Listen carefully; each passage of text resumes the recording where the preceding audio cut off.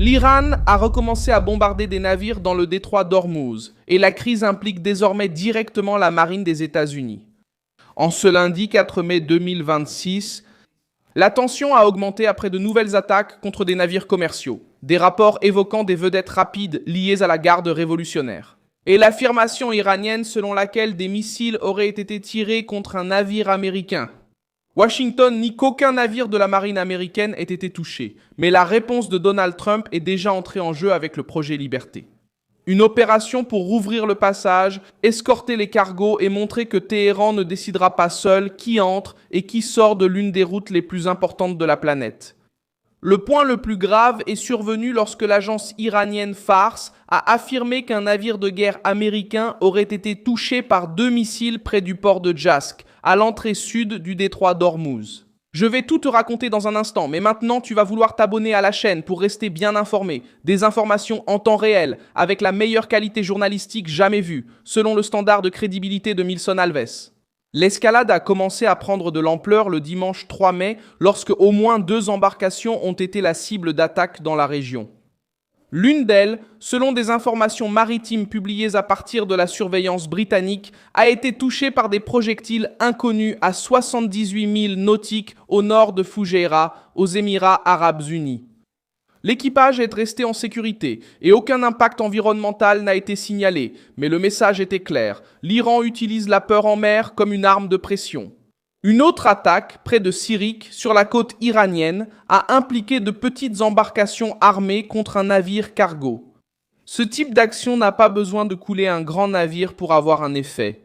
Il suffit d'interrompre la route, d'augmenter le coût de l'assurance, d'effrayer les compagnies de transport et de transformer chaque traversée en un pari dangereux. La garde révolutionnaire le sait.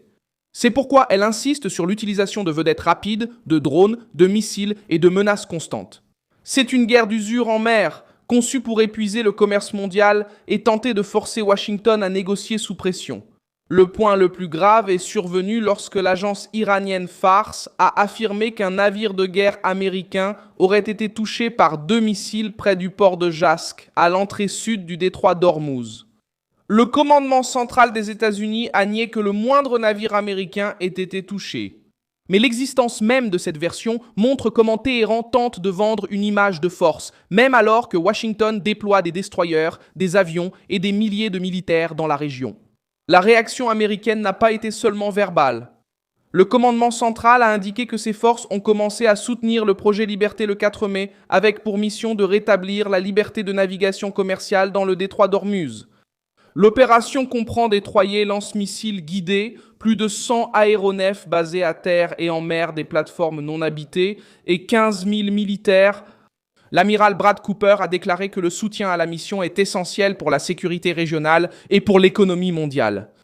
En pratique, Donald Trump adopte une position ferme. Il place la marine américaine sur la route maritime, guide les navires marchands à traverser avec un soutien militaire et oblige l'Iran à choisir entre reculer ou attaquer directement les forces des États-Unis. Si Téhéran tire sur des cargos, il sera exposé comme agresseur contre le commerce international. S'il tire sur des navires américains, il ouvre la porte à une riposte bien plus lourde. C'est pourquoi le projet Liberté n'est pas seulement une escorte, c'est un test d'autorité en mer. Reuters a rapporté que 2 destroyers lance-missiles guidés de la marine américaine sont entrés dans le Golfe pour briser le blocus iranien et que 2 navires marchands battant pavillon américain ont traversé le détroit d'Ormuz. Cela montre que Washington n'a pas seulement l'intention de dénoncer la crise. Il entend traverser la crise avec de vrais navires, une escorte réelle et une présence militaire visible. L'Iran a répondu par des menaces. Les autorités militaires iraniennes ont déclaré que les navires commerciaux et les pétroliers devaient coordonner leurs mouvements avec les forces iraniennes. Et ils ont averti que les forces étrangères, en particulier américaines, seraient attaquées si elles tentaient de s'approcher ou d'entrer dans la région du détroit sans coordination. Cet avertissement révèle la tentative de Téhéran de transformer un passage international en une zone contrôlée par son propre commandement militaire. Le problème pour l'Iran, c'est que le détroit d'Ormuz n'est pas une route quelconque. Total Energy, par exemple, a annoncé fin avril qu'elle ne reprendrait pas une partie de sa production au Moyen-Orient tant que le transit par le détroit d'Ormuz ne serait pas stabilisé, avec 9 pétroliers bloqués dans la région. Le rapport a montré que les expéditions par le détroit sont passées de plus de 20 millions de barils par jour avant la crise à environ 3,8 millions de barils par jour début avril. Cette différence montre l'ampleur du choc que le contrôle iranien imposait à la circulation du pétrole. Dans cette logique, le projet Liberté a deux objectifs clairs. Le premier est de retirer les navires piégés et de rétablir le passage commercial. Le second est de mettre la pression économique sur l'Iran en réduisant sa capacité à utiliser le détroit comme source de chantage. L'AP a rapporté que les États-Unis maintiennent également un blocus naval sur les ports iraniens depuis le 13 avril et que 49 navires commerciaux ont été invités à faire demi-tour selon le commandement central. La stratégie est dure car elle vise le cœur financier de Téhéran. L'Iran tente de compenser sa faiblesse militaire par un contrôle géographique. Comme il ne peut pas affronter la marine américaine en haute mer à armes égales, il mise sur des mines, des drones, des vedettes rapides et des attaques ciblées contre des navires vulnérables. C'est une tactique d'intimidation. Mais maintenant, avec des destroyers américains sur la route, chaque menace iranienne comporte un risque plus élevé pour le régime lui-même. L'histoire montre que ce type d'affrontement dans le Golfe Persique peut rapidement se transformer en une réponse dévastatrice. En 1952, le président égyptien Gamal Abdel Nasser a nationalisé le canal de Suez, un passage essentiel entre l'Europe et l'Asie.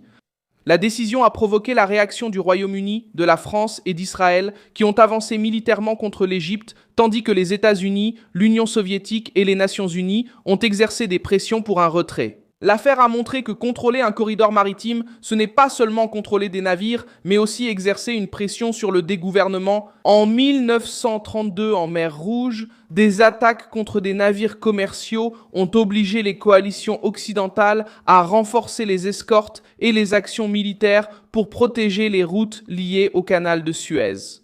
Dans le golfe d'Aden, la piraterie somalienne a poussé plusieurs nations à maintenir des patrouilles permanentes pour empêcher de petits groupes armés de dominer une route mondiale. En mer de Chine méridionale, la militarisation des zones disputées mostrou como passagens marítimas peuvent devenir un instrument de pression stratégique. Dans tous ces cas, celui qui contrôle la route essaie de contrôler le prix, la peur et le comportement des autres. Maintenant, à Hormuz, l'Iran essaie de répéter cette logique à une échelle plus dangereuse. La différence, c'est que le détroit ne transporte pas seulement des marchandises ordinaires. C'est pourquoi la marine américaine n'est pas intervenue uniquement pour protéger les pavillons américains. Elle est intervenue pour empêcher que la garde révolutionnaire transforme un corridor international en instrument de chantage. La présence de plus de 100 aéronefs, de destroyers et de plateformes sans pilote indique que Washington veut une surveillance constante. Le point central est que l'Iran a bombardé davantage de navires, a accru la tension contre les navires de guerre américains et fait maintenant face à une opération militaire organisée pour briser son contrôle sur le détroit d'Ormuz. La crise est née de l'attaque contre des cargos, a évolué vers une menace contre la marine et a abouti à une dispute plus large. Qui contrôle le passage? La garde révolutionnaire ou la marine américaine? Plus la garde révolutionnaire attaque des navires, plus Donald Trump gagne des arguments pour faire avancer le projet Liberté et transformer la pression contre l'Iran en une réponse directe en mer. Je suis Milson Alves News et mon objectif est de vous tenir bien informé chaque jour avec des informations véridiques. Les liens vers les actualités se trouvent dans la description de la vidéo. Mettez un j'aime sur cette vidéo, abonnez-vous et à la fin, consultez les commentaires pour renforcer votre engagement avec la communauté Milson Alves.